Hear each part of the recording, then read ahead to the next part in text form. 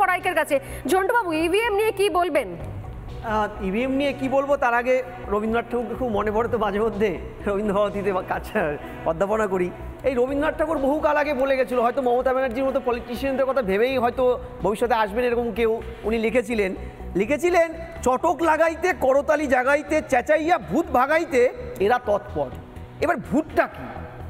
মমতা ব্যানার্জি এখন একটা ফেয়ার সাইকোসিসে ভুগছেন, মানে মাঝে মধ্যে উনি নিজের স্বার্থে জনগণকে স্কেয়ার করেন, ফেয়ার সাইকোসিসে ভোগান, আর উনি মাঝে মধ্যে ভুগেনও। বিজেপি বিরোধী শক্তিশালী হলে উনি একটা ফেয়ার সাইকোসিস গ্রো করে এবং আবল তাবল বকে। দেখবেন রেলমন্ত্রী থাকাকালীন রেল যখনই ডিরেল হয়, নিজের দায়িত্ব, রেলমন্ত্রীর দায়িত্ব তো, উনি চট করে একটা কথা বলতেন, সিপিএমের লোকজন কলা খেয়ে চুকলাটা রেল লাইনের উপরে ফেলে দিয়েছে, রেল লিকে স্লিপ কেটে পড়ে গেছে, মানে বুঝুন ঠেলা, মানে কি ভয়ানক একটা অযুক্তি। এবার এই যে আবল তাবলটা বকছেন, কেন বকছেন? গরম পড়েছে বলে?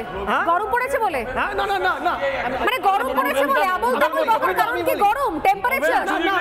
না তুলতে পারেন না, আমি বলি আমাকে একটু শেষ করে নিক। এবার সমীর একটু শেষ করে নিক, ঝন্টুবাবু শেষ করে নিক।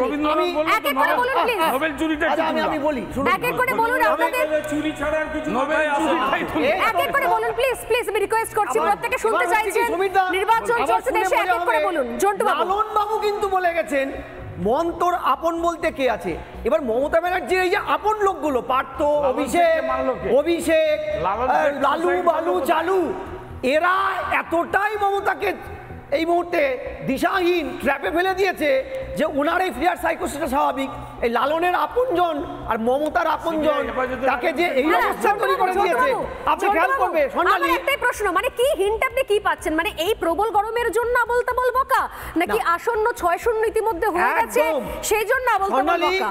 গত পরশুদিন সর্বভারতীয় ভারতবর্ষের সবচেয়ে বড় প্রিন্ট মিডিয়া ইংরেজি একটা কেস স্টাডি বের করেছে, তোমাকে আমি দেখাতে পারি, আমার মোবাইলে আছে।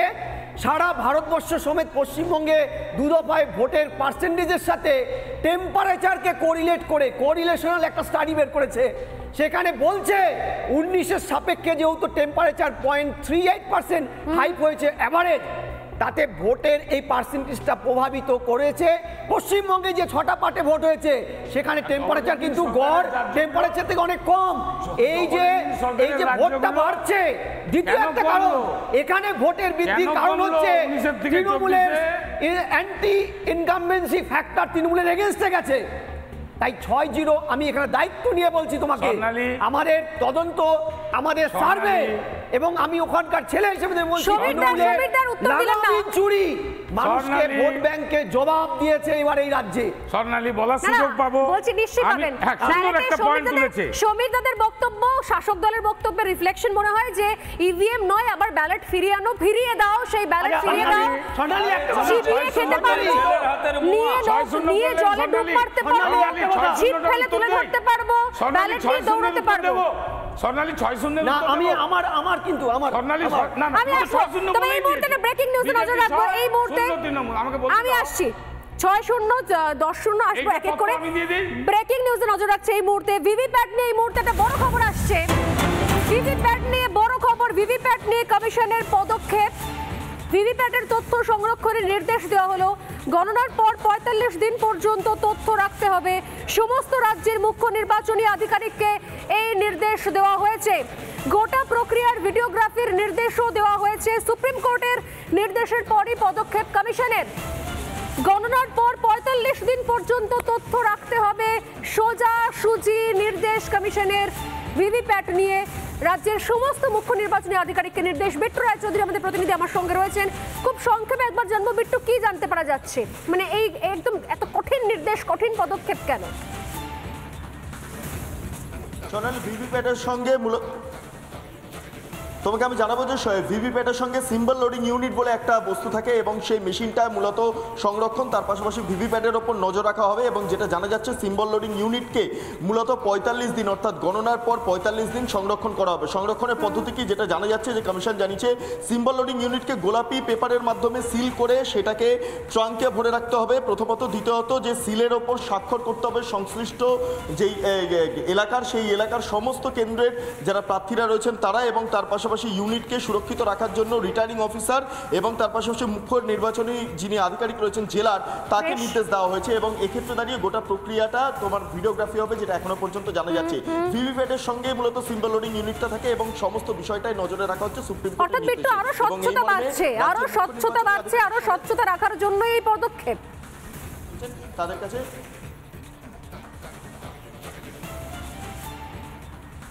একদম তাই, স্বচ্ছতা রাখার জন্য এবং যে সমস্ত অভিযোগ উঠছে সেই অভিযোগগুলো খারিজ করতে নির্বাচন কমিশনের তরফে এই পদক্ষেপ। তার পাশাপাশি সুপ্রিম কোর্টের নির্দেশ রয়েছে, সেই নির্দেশকে মান্যতা দিয়ে সমস্ত নির্বাচনী আধিকারিক যারা রয়েছেন রাজ্যে তাদেরকে নির্দেশ দেওয়া হয়েছে ইতিমধ্যে। অনেক ধন্যবাদ বিট্টু, অনেক ধন্যবাদ। বিট্টু রায়চৌধুরী আমাদের প্রতিনিধি আমাদের সঙ্গে ছিলেন।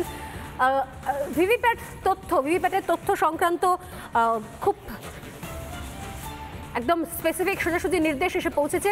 আমি জানি না যে এত স্বচ্ছতার পরও এই অভিযোগগুলো তাহলে তোলার দরকার কেন পড়ে, কেন বারবার করে জিনিসগুলোতে শুধুমাত্র হাওয়া গরম করা, নাকি আদৌ এর মধ্যে কোনো যুক্তি রয়েছে, কোনো তথ্য রয়েছে? কিছুক্ষণ আগে অরিত্র বলছিলেন যে যদি সত্যি সত্যি অভিযোগ থাকে তাহলে কোর্টে কেন যাওয়া হচ্ছে না, কেস কেন করা হচ্ছে না?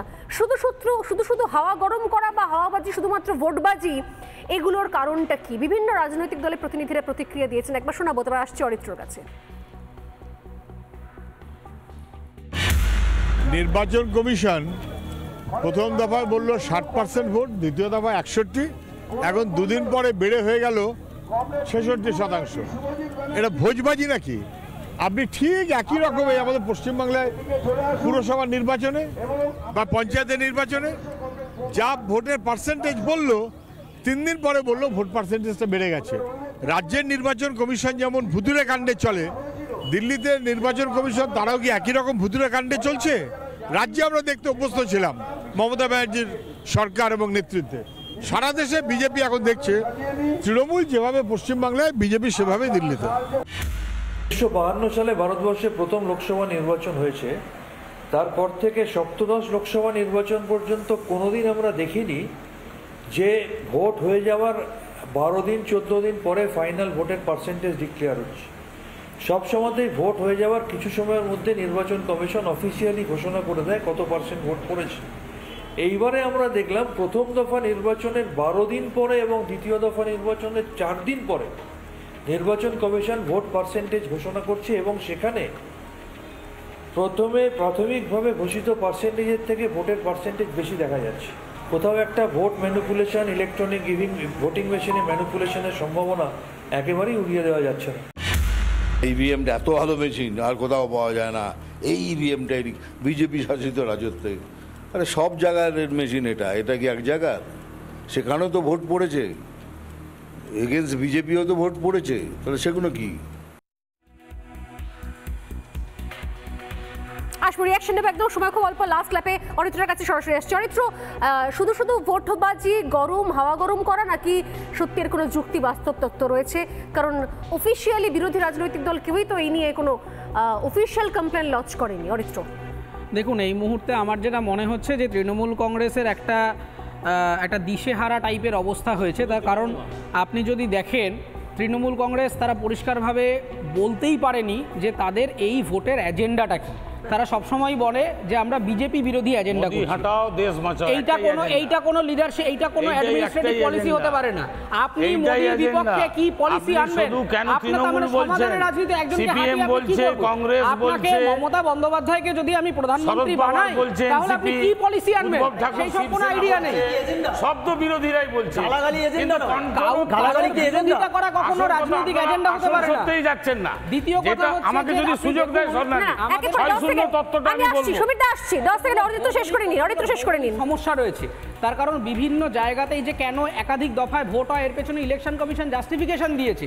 আমাদের ভারতবর্ষের আবহাওয়া, ভূগোল সেইভাবে যে ডিস্ট্রিবিউটেড এবং আমাদের যে রিসোর্সের একটা সীমাবদ্ধতা রয়েছে, কম সংখ্যক সেন্ট্রাল ফোর্স, তার ফলে একটা জায়গা থেকে আরেকটা জায়গায় ইভিএমকে যে ট্রান্সপোর্ট করে নিয়ে যাওয়া, তারপরে তার ট্যালি করে ডেটাটা আনা, এটা মুখের কথা নয়, বোতাম টিপলেই হয়ে যায় না।